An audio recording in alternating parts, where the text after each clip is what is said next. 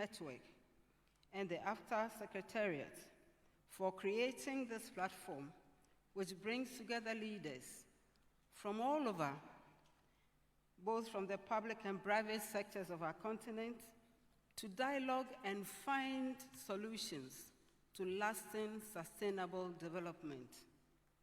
Distinguished participants, Africa's fragmented markets are a significant barrier to our economic potential.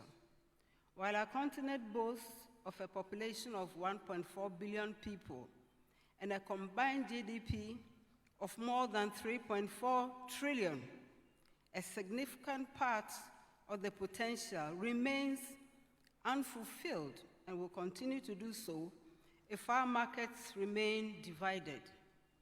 Integration is not just a theoretical concept. It is a lifeline to our collective future.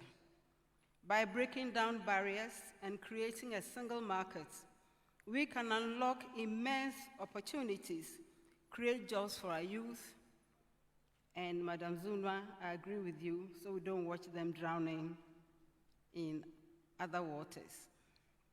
We can also, by so doing, lift millions out of poverty. These dialogues are unique because they bring together voices from diverse sectors: trade, industry, banking, and more.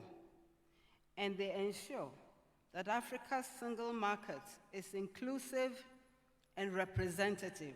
For example, women have long been at the forefront of trade on this continent, dominating cross-border businesses, and yet we continue to face significant barriers, from cumbersome regulations to inadequate infrastructure. Removing these impediments is not just a moral imperative, it is an economic necessity. Ladies and gentlemen, if Africa is to realize the dream of a single market, we must prioritize infrastructural development. Without transportation and means of it, without energy systems that connect our cities, our countries, our regions, without the movement of goods and services in guaranteed ways, people might remain, or our hopes might remain, a challenge. Research from the World Bank emphasizes that while Africa has made significant strides in this area, and a critical challenge still remains, and which is the lack of interconnectedness across our infrastructure networks, caused by a fragmented approach to policy.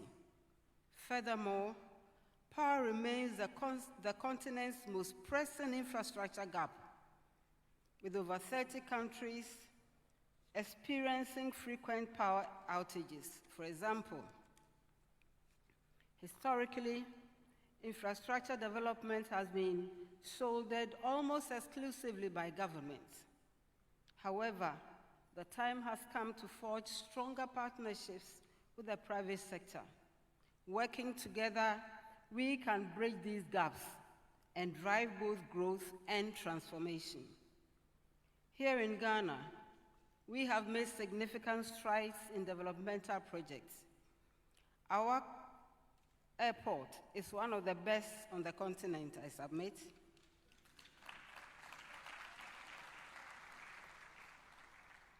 And it remains a hub for regional and international travel. Our ports are being modernized to facilitate trade, and we are expanding our road and railway networks to connect key economic zones. In addition, Ghana's investments in energy infrastructure are aimed at ensuring reliable and affordable power for industries and for households too.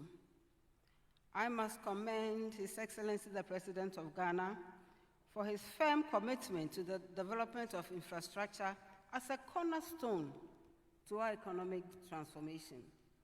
However, as we celebrate our achievements, we must recognize that much more remains to be done across the continent and in the various regions and countries. Another important area is digital infrastructure. Mobile technology has already revolutionized financial inclusion in Africa, where services such as mobile money platforms bring banking services to the unbanked and brings banking services close to the consumer. In Ghana, we have prioritized mobile payments interoperability to ease trade and promote financial inclusion.